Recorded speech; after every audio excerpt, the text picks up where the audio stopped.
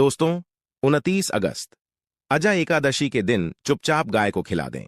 यह एक छोटी सी चीज उससे पहले दोस्तों जान लेते हैं।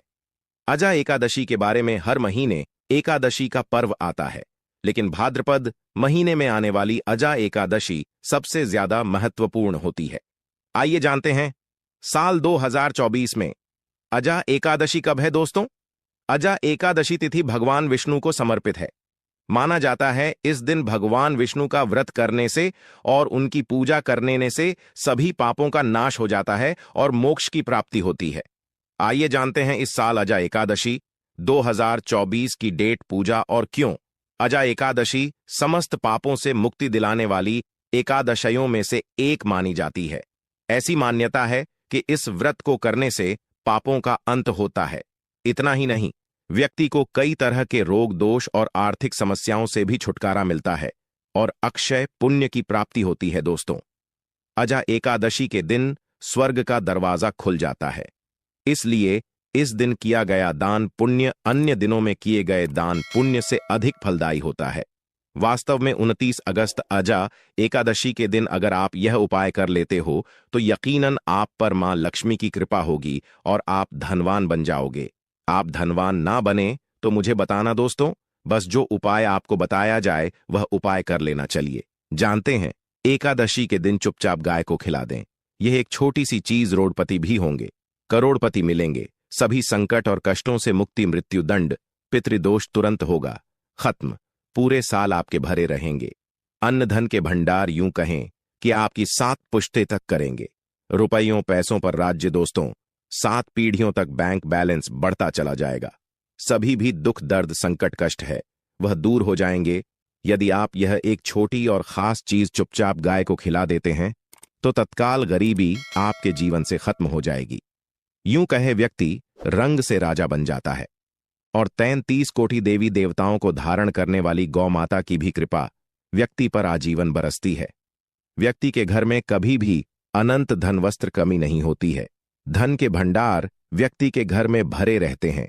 व्यक्ति के जीवन से तत्काल गरीबी खत्म हो जाती है। तो दोस्तों, कौन कौन से वे गाय से जुड़े खास और महत्वपूर्ण उपाय हैं जिन्हें यदि आप एकादशी के दिन कर लेते हैं तो दोस्तों यकीन मानिए आपके घर में अन्न धन के भंडार सदैव भरे रहेंगे। जो भी जीवन के दुख, दर्द, संकट, कष्ट है वह सभी दूर हो जाएंगे। इस वीडियो में हम आपको उसी एक खास और महत्वपूर्ण चीज के बारे में बताएंगे, क्योंकि आपको एकादशी के दिन गाय को जरूर खिलानी है। तो दोस्तों, अपने फायदे के लिए पूरा वीडियो देखना। यदि आज की इस वीडियो को अपने बीच बीच में से देखा, काट काट कर देखा, तो यकीन मानिए जीवन में आपको कभी सफलता हासिल भी नहीं होगी, क्योंकि इस वीडियो में आपको कुछ ऐसे उपाय गाय से जुड़े बताने वाले हैं जिन्हें करने से आपके जीवन के जो भी दुख, दर्द, संकट है या कामयाबी होने में कोई बाधाएं आ रही, सभी से छुटकारा मिलने वाला है। यूं कहे कि आपके जीवन में अपार धन, सुख, संपत्ति की प्राप्ति हो जाएगी। कभी भी धन से संबंधित परेशानी नहीं रहेगी। आर्थिक स्थिति आपकी प्रबल हो जाएगी। धन प्राप्ति के योग्य बन जाएंगे और जीवन में सदैव अनंत धन के भंडार आपके घर में भरे रहेंगे। अनंत धन वस्त्र कभी कमी नहीं होगी आपके घर में। तो दोस्तों, आज का वीडियो पूरा देख कर जाना। यदि आप चाहते हैं आप और आपके परिवार पर सदैव गौ माता की कृपा से, आपके पितर की कृपा से, देवी देवताओं की कृपा से, तो दोस्तों वीडियो को पूरा देखकर जाना। बहुत ही फायदेमंद वीडियो है। पूरे 50 सालों के बाद ऐसे दुर्लभ संयोग है, तो पूरा वीडियो देखकर जाना। यदि आप लाभ हासिल करना चाहते हैं और 7 पीढ़ियों तक कभी कोई किसी तरह की कमी ना हो, ये फल चाहते हैं, तो वीडियो को पूरा देखकर जाना। बहुत ही लाभप्रद वीडियो है आपके लिए। दोस्तों, वीडियो को आगे शुरू करें उससे पहले आपसे रिक्वेस्ट करते हैं कि इस वीडियो को लाइक कर चैनल को सब्सक्राइब कर देना और कमेंट बॉक्स में सच्चे दिल से जय गौ माता जरूर लिख देना, जिससे माता की कृपा आपके और आपके परिवार के ऊपर सदैव बरसती रहे। और ज्यादा से ज्यादा वीडियो को शेयर जरूर करना, ताकि और लोग भी इस वीडियो के माध्यम से लाभ हासिल कर सके। इन उपायों को करने से अपने जीवन में सदैव धन, सुख, संपत्ति की प्राप्ति कर सके। तो शेयर करना ना भूले इस वीडियो को, जिससे और लोगों का भी भला हो। आपको बता दें, इस दिन तीर्थ स्नान करना बहुत ही फलदायी समझा गया है। यदि कहीं तीर्थ स्थान पर पवित्र नदी में स्नान करना संभव ना हो तो आप क्या करें? घर पर ही नहाने वाले पानी में गंगा जल की कुछ बूंदें डालकर स्नान कर लें और साथ ही साथ यदि आप स्नान आदि से निवृत्त हो जाएं, सर्वप्रथम तो अपने घर के पूजा स्थान को साफ कर वहां पूजा पाठ करें और दान जरूर करें। और इस एकादशी के दिन दान करने से सभी मन कामनाएं पूर्ण हो जाती हैं। एकादशी के दिन विशेषकर पूर्वजों की पूजन के लिए बहुत ही शुभ फलदायी समझा गया है। आपको बता दें, इस बार जो इस दिन पूजा के साथ साथ सूर्यदेव की पूजा जरूर करनी चाहिए। आपको बता दें कि इस दिन यदि सूर्य नारायण की पूजा करते हैं तो आपके गृह जनित दोष भी दूर हो जाता है। व्यक्ति के जीवन में धन सुख संपत्ति की प्राप्ति हो जाती है। समस्त मनोकामना व्यक्ति की पूर्ण हो जाती है। और दोस्तों, साथ ही साथ अब बात करें आपको उस दिन, मतलब ये जो एकादशी के दिन है, इस दिन आपको एक उपाय तो जरूर करना है। गाय का उपाय बताने से पहले एक उपाय आपको बता दें। इस उपाय को जरूर दूर करें। क्या करें कि शाम के समय पीपल के पेड़ के नीचे आपको सरसों का चौमुखी दीपक, आटे का दीपक बनाना है। चौमुखी, उसमें आपको कलावे की बाती लगाकर सरसों के तेल का दीपक जला देना है और बीच में 2 साबुत फूल वाले लौंग भी डाल दें। फिर देखिए कैसे चमत्कार आपके जीवन में होता है। शाम के समय जलाकर उसे छोड़े, मनोकामना मांगकर। दोस्तों, 11 दिनों के अंदर आपकी वह मनोकामना पूर्ण न हो जाए तो हमें बता देना। बहुत। और अब बात करें गाय से जुड़े कौन कौन से उपाय आपको इस दिन, मतलब गाय से जुड़े उपाय जिन्हें करने से व्यक्ति को 7 पीढ़ियों तक बैंक बैलेंस की कमी नहीं होती, दुख दर्द संकट कष्ट दूर हो जाते हैं और सभी सुख व्यक्ति के कदमों में आ जाते हैं। कदम चूमती है सभी सुख और घर में धन के भंडार सदैव भरे रहते हैं, कोई कमी नहीं होती। किसी तरह कौन कौन से उपाय ध्यान से सुनना, जिस तरह बताएं उसी तरह इन उपायों को आपको करना है। तो चलिए शुरू करते हैं। कौन कौन से गाय से जुड़े उपाय हैं? प्रभावशाली चमत्कारिक उपाय है जो कि आपकी किस्मत को चमका देंगे। एकादशी से आपको लाभ शुरू करते हैं। दोस्तों, सनातन परंपरा में गाय गंगा और गायत्री का बहुत ज्यादा धार्मिक महत्व है। मान्यता है कि गौ माता के शरीर पर 3 कोटि देवी देवताओं का वास होता है। गौ माता की पूजा करने वाले जातक पर इन सभी देवी देवताओं की कृपा बरसती है। गौ सेवा से न सिर्फ इस जन्म के बल्कि पूर्व के भी दोष दूर हो जाते हैं। गाय से हासिल पंचगव्य का उपयोग जरूर शामिल करें, क्योंकि पंचम गव्य के बिना कोई भी पूजा पाठ और हवन सफल नहीं होता। या दोस्तों, गौ कृपा पाने के लिए प्रतिदिन, सप्ताह अथवा महीने में परिवार समेत एक बार गौशाला जाने का नियम जरूर बनाएं और वहां गायों को हरा चारा जरूर खिलाएं। इससे आपको शुभ फलों की प्राप्ति होगी और साथ ही साथ गौ सेवा और गौ पूजा से 9 ग्रह शांत हो जाते हैं और इनसे जुड़े दोषों का निदान हो जाता है। गर्मियों में गौ माता को पानी पिलाएं और सर्दी में गौ माता को गुड़ जरूर खिलाएं। ध्यान रखें कि गर्मियों में गाय को गुधिया। अनेक देवी देवता को अपने ने शरीर पर धारण करने वाली गौ माता से जुड़े कई शुभ और अशुभ संकेत भी होते हैं। मसलन, गाय का दूध धोते समय यदि गाय ठोकर मार दे और सारा दूध बिखर जाए तो अब शगुन होता है। यदि कोई यात्रा पर निकल रहा हो और गाय अपने बछड़े को दूध पिलाती सामने आ जाए तो निश्चित रूप से जिस यात्रा के लिए आप निकले हैं वह यात्रा आप जरूर ही सफल होगी और वह जिसके लिए आप निकले हैं वह जरूर ही पूर्ण होगा। यात्रा पर जाते समय बाईं ओर गाय की आवाज आना और रात्रि में गाय की होक करना भी शुभ होता है। दोस्तों, साथ ही करना भी शुभ होता है। दोस्तों, साथ ही साथ गाय के साथ आप भूलकर भी दुराचार ना करें, अन्यथा मिलता है घोर पाप और जीवन भर की परेशानियां बनी रहती हैं। जी हां दोस्तों, गाय को राष्ट्रीय पशु बनाए जाने और इन्हें मौलिक अधिकार दिए जाने की बात हो रही है तो सवाल उठता है, गाय संस्कृति का अहम हिस्सा है, तब भी गाय के साथ लोग खराब व्यवहार कैसे कर लेते हैं। गाय दर दर भटकती रहती है, भरपेट इन्हें चारा तक लोग नहीं देते। गाय जब तक दूध देती रहती है तो उनकी सेवा होती है और जैसे ही दूध देना बंद कर देती है तो लोग इन्हें उनकी किस्मत पर छोड़ देते हैं, सड़कों पर और गलियों में भटकने के लिए। ऐसे में गोवंश जीवों को कोई डंडे मारता है तो कोई पानी डाल देता है, कभी वाहनों की चपेट में आ जाती है तो कभी बीमार होकर बेचारी यह गाय दम तोड़ देती है। ऐसे में जरूरत है इन बातों को जानने की। गाय को लेकर शास्त्रों में क्या कहा गया है, गाय के साथ आपको कैसा व्यवहार करना चाहिए। दोस्तों, गाय को कभी भी मारना पीटना नहीं चाहिए।